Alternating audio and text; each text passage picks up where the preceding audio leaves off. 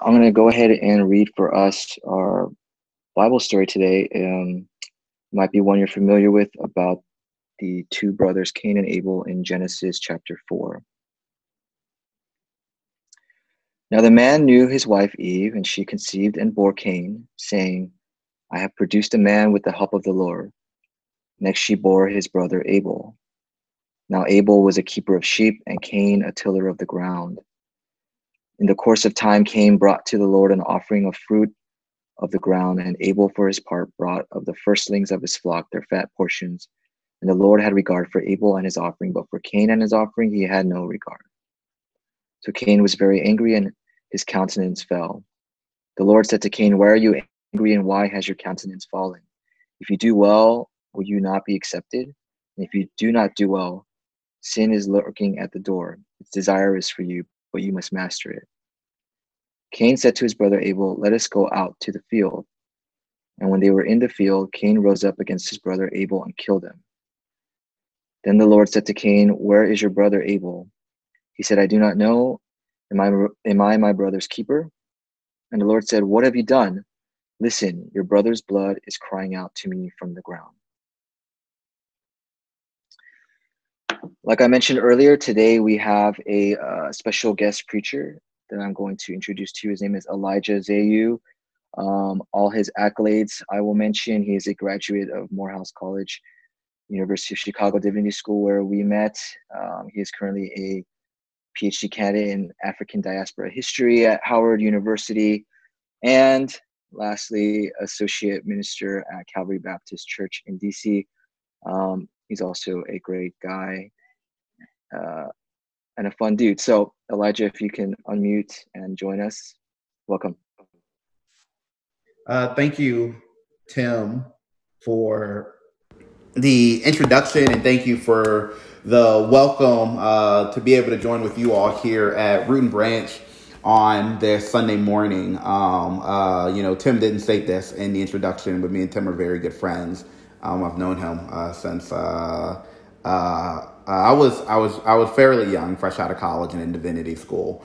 I was around for some of the founding of Root and Branch. And so it's always been one of my dreams to preach at Root and Branch. So I'm so excited to be here. Now, I was hoping that I would actually be flown out to Chicago, maybe spend the weekend out in the city, but I guess Zoom and virtual church will do too. But in all seriousness, it's good to be with you all today, to be a part of the space that has been curated, the space that is always being curated by your imaginative and courageous pastors. Just honestly, one of the reasons that I am a pastor right now is because of Tim. Tim actually took the time to make the case to me for why the work that we do in this world is needed and important. And so I'm grateful for him always, especially at times like this, where we all know it's a difficult time. It's been a difficult week. And so, like Tim said, we're happy to be in the house of God today. We're happy to get to connect with people virtually, to get to fellowship, to be community, to be a part of one another. So I asked him to read the scripture for us today from Genesis chapter 4. And I'll just read a portion of it again for your hearing. And it goes like this. Then the Lord said to Cain, where is your brother Abel? He said, I do not know. Am I my brother's keeper? And the Lord said, listen, your brother's blood is crying to me from the ground. Your brother's blood is crying to me from the ground. Your brother's blood is crying to me from the ground. Where is your brother Abel? He said, I do not know. Am I my brother's keeper? The Lord says, what have you done? Your brother's blood is crying to me from the ground. I want to preach this morning for a few minutes on the subject, the cry of black blood. Now, this title that I'm using is borrowed from the late, great, the Reverend Dr. James Hall Cone, who offered many lectures on this subject, the cry of black blood. If you don't know who James Cone is the father of a field called Black liberation theology. And his story is that back in the late 1960s, in the summer of 1967, and in the summer of 1968, when Detroit was going through riots, and then other American cities rioted after the assassination of Dr. King, James Cone said that as cities were burning, he wanted to do his part, right, to be a part of the Black liberation struggle.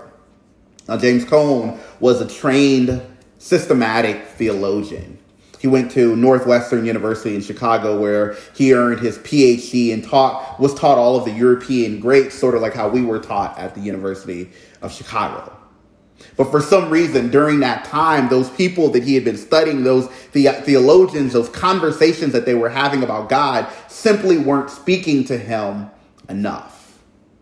So he went into his brother's basement in Arkansas, the basement of his brother's church. And he said for 3 months, as the cities around him rioted, he wrote, and he wanted to write something that would have something to say about the cry of Black blood in streets. And so what developed out of that was Black power and Black theology. And in this book, Black Power and Black Theology in particular, what James Cone does is that he gives theological language to the Black Power movement. And at that time of the Black Power movement, it was such a big deal because people thought that Black power was a hated statement, a statement of hatred. So it's like, how could you claim Black power? And what James Cone went in and did and said was actually that Black power was a statement that Jesus would agree with. He gave theological language to the Black Power movement. He said that the young activists on the streets, burning down cities and tearing down walls and throwing cars over, they were actually people acting in the image and likeness of God. And so it's out of that crisis moment of 1967 and 1968 that a Black theology of liberation emerged, a theology that emphasized that God was a God of the oppressed. And the way that you knew God was a God of the oppressed was by looking at the particular social location of where you were. That God spoke through particular people, James Cone argued. That the people in the Bible should best be understood through their particular lens, their particular role as oppressed people. And what he said then is that if we want to understand who is God today or where God is today, then we must look at oppressed people in the United States of America. And at that time, the argument that he made was that oppressed people in the United States of America were Black people. They're the people out there struggling in the streets for a better world, a more just world. And he provoked them, and his words are still with us today. Do you hear the cry of Black blood flowing through the streets of the United States of America? He asked that question in 1967, and we ask that question today. Most of y'all are in Chicago. Do you hear the cry of Black blood in Chicago? You see the videotape of Laquan McDonald from a couple years ago? Do you drive around the city and see how the north side is treated much differently from the west side and the south side, with the exception of Hyde Park? Do you see how the University of Chicago police has a large police force? Do you see how they rolled up the bridges this past week so the folks couldn't get into the Mag Mile? Do you see how the prisons are full of Black people, of brown people, of Black men and Black women policed? Do you see the projects? Do you see the hood? Do you see the Black blood that's crying from the streets of the United States of America? Did you see the video of Ahmaud Arbery being murdered on camera? Are you hearing more information about that story? Are you seeing the video? Are you hearing the story of Breonna Taylor's death? Of how she was sleeping in her room after working a shift as an EMT worker during this pandemic, and yet cops came and killed her, and they still have not been arrested yet. Do you know the story of George Floyd? A man maybe who cashed a bad check, whose neck who the police had their knee on his neck? Do you hear the cry of black blood all over this country? Have you heard it historically? Did you read it in the 1619 project with the emergence of enslavement and beginning in 1619, telling the true story of Jamestown?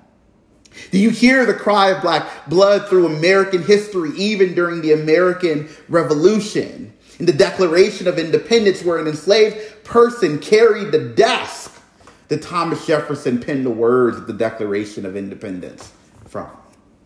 Do you hear the cry of black blood flowing through the centuries of Nat Turner's blood, of Denmark Vesey's blood, of Gabriel Prosser's blood? Do you hear the black blood flowing through the centuries? Do you hear the cry of black blood, the black blood that was shed during the Civil War, the black blood that was shed during the nadir of American history, during the periods of terror and lynching, of when governments run by black people were overthrown and sabotaged by a mad white rage? Do you hear the black blood flowing through the centuries? Do you hear the cry of black blood? The cry of black blood that Billie Holiday sang about, strange fruit. Do you hear the cry of black blood that Ida B. Wells Barnett spoke about? Do you hear the cry of black blood that James Baldwin wrote about, that Toni Morrison sang about? Black blood has been crying out to us our entire history in this country. And that's just a fact. There's overwhelming evidence that black blood has been crying out for us, asking us this question: are you my brother's keeper? And too often, too many in this country have responded, I don't know. In fact, some of them have responded even worse and said, no, I have no idea at all. I'm not my brother's keeper. I'm not my sister's keeper. I'm not my sibling's keeper. And in this text in Genesis reminds us that God still presses us, that the morality of our world still presses us, that all those people who have a conscience need to be pressed and said, wait a second, do you hear the cry of black blood coming to me from the ground? You see, one biblical scholar, Miguel de la Torre, says of this part of the book of Genesis that actually the whole Bible can be read as seeking to answer this question: am I my brother's keeper? That when it's posed here in the beginning of the story, that the rest of the Bible is trying to make sense of this question and to say, yes, you are your brother, your sisters, your siblings' keeper. Yes, we're supposed to keep and be responsible for one another. So part of the question is, how do we be responsible for one another right now? How do non-black people hear the cry of black blood coming from the ground? How do you let God know that this is our responsibility? That the death, the murders, the horror, the terror, the racism that we all experience, the violence, the transphobia, the sexism, the misogyny, all of that is part of our collective responsibility. How do you hear the cry of black blood? See, I believe that when we take this scripture passage seriously, and then when we take our commitment to be moral beings seriously, I believe that we see the answer. The answer is that the way to hear the cry of black blood, the way to hear the cries coming from the grounds of the oppressed, the way to remind each other that we are supposed to care for one another, to create space, to create community, to say things collectively like, we believe Black Lives Matter unconditionally, all of them, and to commit ourselves to the hard moral work of doing that. Are you committed to that work? That work is hard. It might cause you to challenge some people that you've never challenged before. It might cause you to call out your family for what they say and do. It might even push you to do some work inside yourself to realize you might still be carrying some of that with you. But all of it is worth it because we are brothers and sisters. We're family.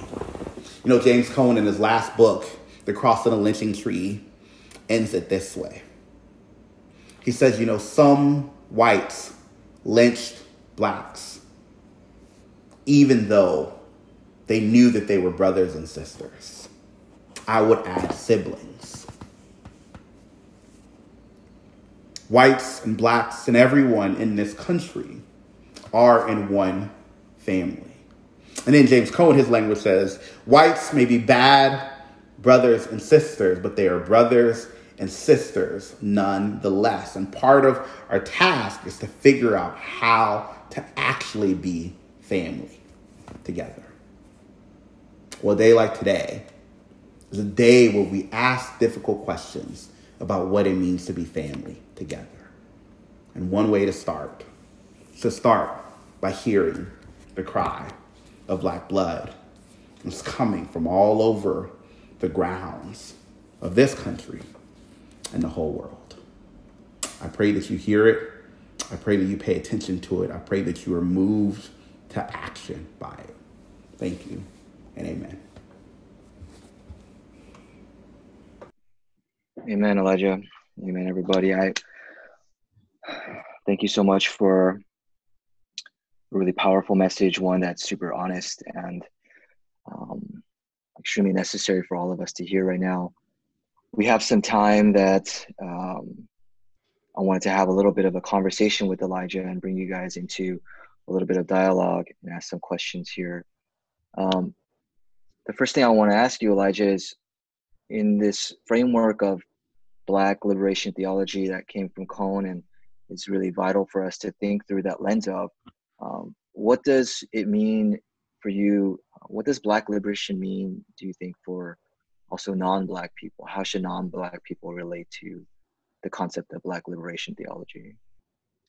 Yeah, so I appreciate the question. And again, I appreciate what y'all are up to here at Root and Branch. I know that y'all are theologically courageous, right? And to me, that's the best part about Black liberation theology as well. Because a part of what James Cone was saying and what he was challenging was the idea that you could have a sort of a universal understanding of God. He was making the case that God had to be understood through particular stories, particular narratives, and particular relationships. And that particularity could then maybe project something universal about God, could show us a trait about God that is translatable across different particulars. But so the way I think about this question in regards to non-Black people is that, one, Black liberation theology is just good theology, right? That it helps us localize and contextualize God. God isn't sort of elsewhere and out there. God is in our story. God cares about our particular situation. God knows who I am and what I'm going through. And God accepts me, God affirms me, God encourages me. And this is what the Black liberation tradition has done, is when the world around it outside has said, you aren't good enough, you don't fit into this paradigm, they remind themselves, they encourage themselves at a time like this, right, that God made them and that God loves them. And part of what then I think that has for those of us who sit outside of this tradition is a reminder that we're all family and connected. Right. So Dr. Will Gaffney, who is a womanist scholar influenced by Black liberation theology, but then Black women came and developed on top of that and said that Black women were left out of Black liberation theology. So Dr. Will Gaffney is a part of that. She says that her book, and maybe it's a book you all should study, Womanist Midrash, we're doing it in my church, is a biblical interpretation of the women in the Hebrew Bible. And what she says is that womanism and Black theology is like eating from her mother's table, right? That they're setting the table for everyone to be able to taste and enjoy, but it's cooked with our particular flavor, but it's life-giving to every person that comes there and that eats from the table. And while we can make minor arrangements, right, for people based off of their dietary needs, what she says is that the Black woman's table is inherently an intersectional table, right? So it's about her race, her gender, her sexuality, that because she's connected to the community, it includes a bunch of people outside of the community. And so I think that in the same way, the Black theology at its most progressive edges is a theology that the whole world can get behind, because it's making a statement about a God of the oppressed, and it's inviting all of us to be on side of the oppressed wherever they are. Yeah, we actually did a reading group around that book last year, Womanist Midrash. I love it. And if anybody out there wasn't part of that group and is interested in that book, you can message me, or actually Liz Bashima, who helped lead that group as well, and we can share that book with you. I wanted to ask you about basically this feeling of despair that I think can come up a lot during this time. I've certainly felt it this week, just thinking through, like as you mentioned in your sermon, we've seen Black people murdered on the streets like this for decades, and most recently here a couple years ago with Laquan McDonald, and that stirred up a lot of protests and things like that as well.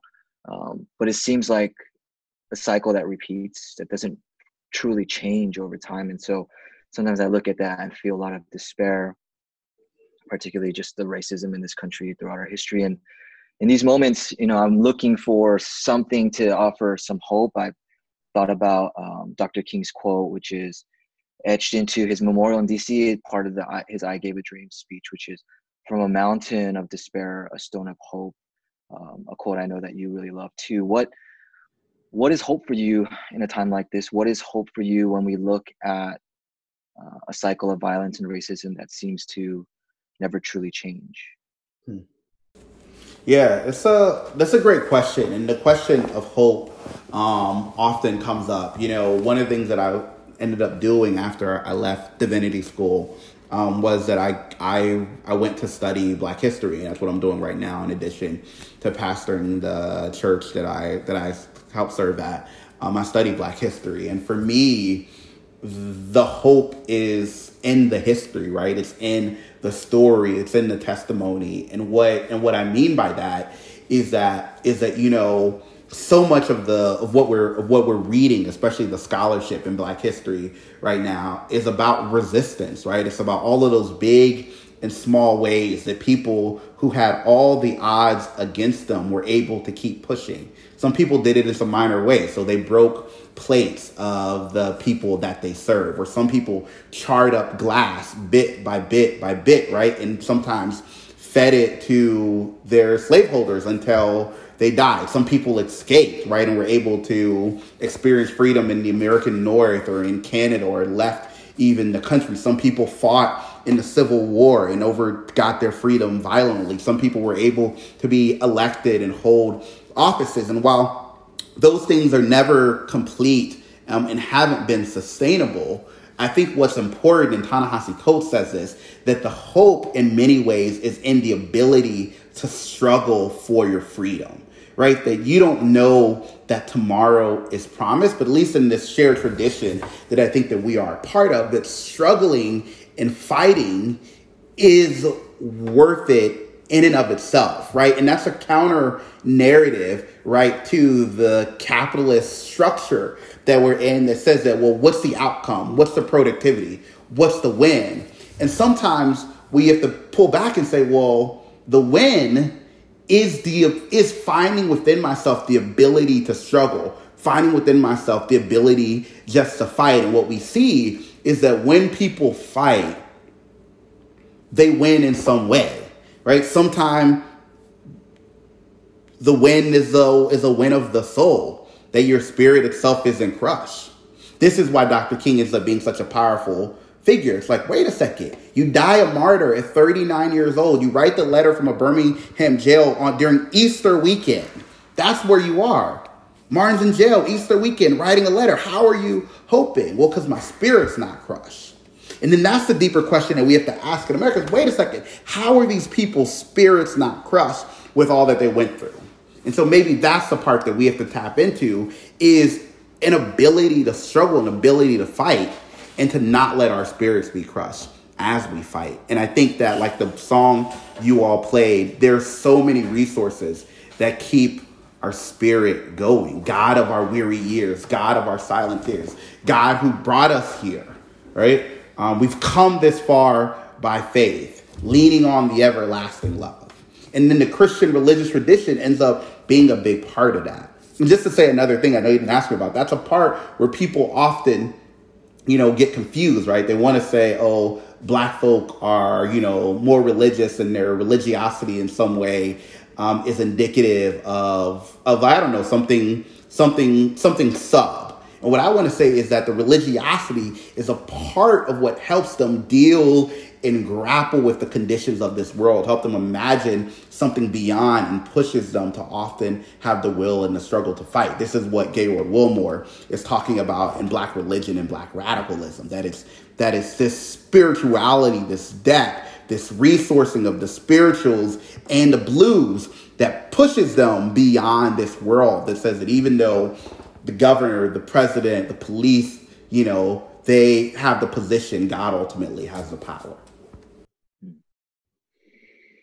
If I could ask one more question in just a couple of minutes we have left together, even in a moment like this where people are being really awakened to what's happening, I think often people still see the demands that are being made as often like extreme or radical. Something like defunding the police, which is a cause that's being taken up right now. A lot of people I know will hear that and be like, wow, that is way too radical or an extreme, right? And how do you think about that kind of rhetoric around things being extreme or just impossible? How do you think about the way that people want to hold back progress by using that kind of language? Yeah. I mean, I think that we are in a tradition, right? The tradition that we often use as our source, at least as one of our sources, this Christian religious tradition that pushes us to imagine a new type of world, right? Revelation talks about a world where there's no more weeping, there's no more crying, there's no more mourning, there's no more death. It's talking about a radical reordering of society. So it's supposed to be a new heaven and earth, a new Jerusalem, right? In that this world can be transformed. And so I think that our commitment, right, as being a part of this moral tradition, right, has to be able to push us to the edges. Why should it push us to the edges? One, because part of what we're saying is that the way things currently are don't really work for us. So if people are imagining a world where police are no longer terrorizing us, then we need to sit with that and imagine that for a little bit. Yes,